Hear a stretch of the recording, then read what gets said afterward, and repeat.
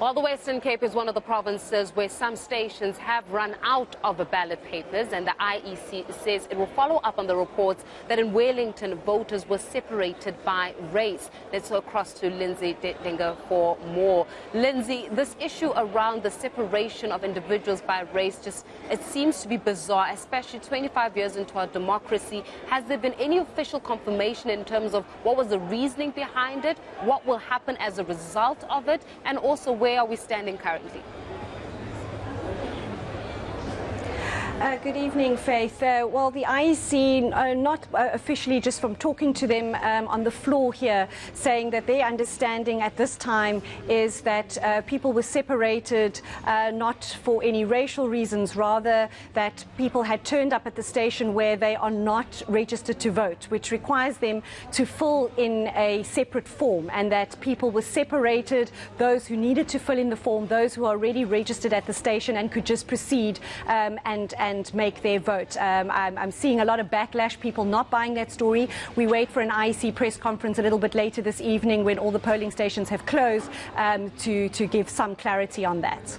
Well, of course, I mean, looking at the Western Cape at the moment, a highly contested place. We do understand that obviously the ANC lost the province in about 2009, and that was as a result of that unclean audit from, well, across the provincial departments, and that was 2009. And of course, the ANC trying to recoup some kind of influence back in the Western Cape. Seeing as how voters have turned out in the Western Cape in itself, do you think it's possible to perhaps change the tides, or is it too early to speculate at this moment?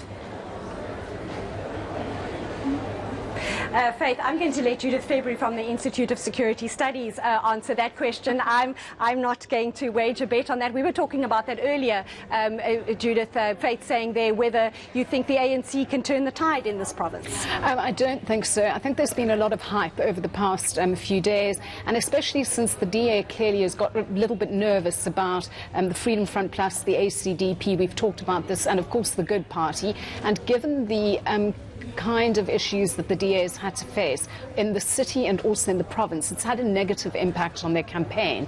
The ANC then, of course, that's caused them to be more bullish, but I think the reality is that, in fact, it is not going to win an outright majority. It's kind of like Julius Malema calling himself the next president, and so parties do that. But I don't think that, I think the DA will win a majority, but I think it will be reduced, and I think that that will be a wake-up call, or it should be, in this province, in the city, for the next local government elections. But I think that there's a bit of wishful thinking, but these things are always difficult to call. Again, depends on differential turnout between townships and suburbs.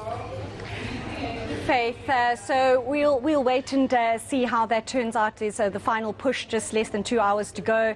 I'm hearing some reports on the floor from party agents that there might be some polling stations in the city where there's no electricity right now, and people being shown to vote at another station. But those are unconfirmed right now from the IEC, and we'll wait for an update later as to how those matters are being resolved. My understanding is they're all on the phone right now trying to resolve those last-minute issues that are still cropping up.